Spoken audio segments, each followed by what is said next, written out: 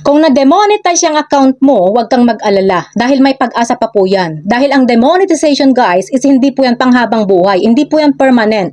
Depende po kasi yan guys kung ano ba yung dahilan kung bakit ka nagkaroon ng demonetization, kung bakit ka na-demonetize. Gumawa ka kaagad ng aksyon, hindi yung naging emotional ka na dyan or nag-iiyak-iyak ka na yan dahil nga na-demonetize ka na or parang nawalan ka na ng pag-asa sa buhay. Dahil si Meta guys, is, ang tinitingnan niya dito is behavior and compliance, hindi yung emotion mo. Hindi yan maaawa sa'yo si Meta guys. Kahit pa mag-iyak-iyak ka dyan, kung hindi ka gumawa ng action, walang mangyayari. So, ang kailangan mo lang gawin guys is ayusin mo muna kung ano yung dahilan ng pagka-demonetize mo. Kung ano ba yung nangyayari, bakit ka na-demonetize, bago ka mag-appeal, dapat ayusin mo muna yung dahilan.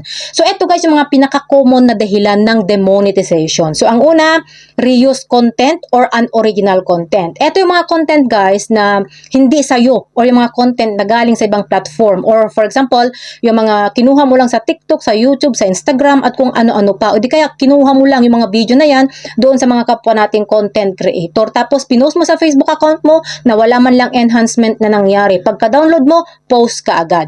Pangalawa, copyright issue. Ito naman guys yung mga music na may copyright claim o di kaya yung mga video na hindi sa'yo tapos claim ng may-ari. Yun po yung mga copyright content. Pangatlo, community standard violation. Ito naman guys yung mga content na misinformation, violence, adult content at saka clickbait.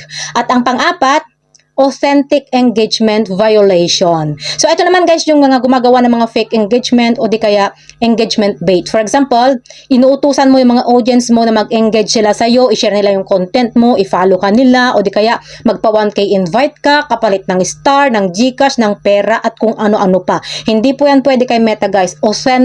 Inauthentic engagement po yan.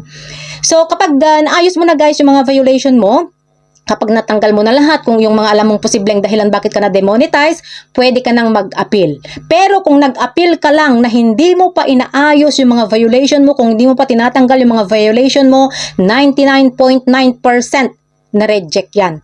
At kapag nakapagpasa ka na ng appeal mo guys, umpisahan mo na rin ng mag-upload ng mga original content para makita ng system na consistent ka sa pag-create ng mga original content. At kapag na-review na ni Meta yung appeal mo, ibabalik na din niya yung monetization mo.